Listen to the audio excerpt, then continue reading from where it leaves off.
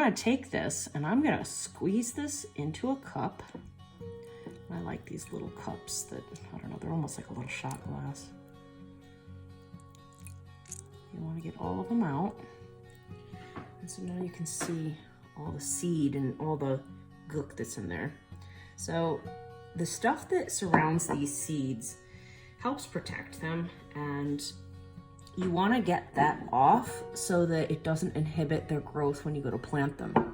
And the way that you do this is you cover them in water and you basically let that sit. On day 2, you can see looks a little gross on top. And here's another one that I did. I didn't film it, but it's at the same stage.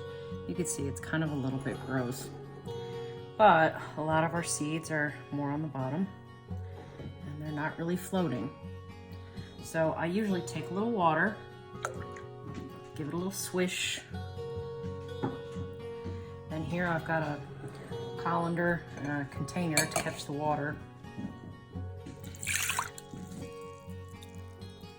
And you can see all of that stuff is now off of there. Now I'm going to take this over the sink and give it a nice rinse, but you can see that all that gook is now off of these and they just need to dry.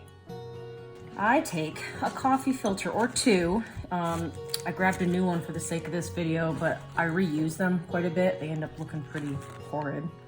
But you can see there's writing on them. You can see there was juice and stuff that has come out. I reuse them a couple times. But I take them and I go, whoop, just like that. That is all that's needed. Then I just let this sit for the most part. I try to spread them out a little bit, but they will break apart once they're dry. The important part that I have sometimes forgotten is to label. So these were a black cherry. You do that because if you get a couple of these, you sometimes don't remember which is which, especially if you're doing several varieties at once. These now can be left to dry. The one thing I will say, do not leave your seeds soaking for more than a couple days because they will germinate and sprout. So you don't want them to germinate and sprout. You want them to be able to germinate and sprout when you plant them in the dirt. After just a couple days, they should be dry. They might stick to the paper a little bit, but the reason I like the coffee filters is you can kind of get them off really easily. I find they stick to paper towels where they don't stick to this as well.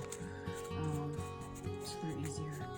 I do try to kind of separate them a little bit if I can. Let's see, these ones are definitely doing.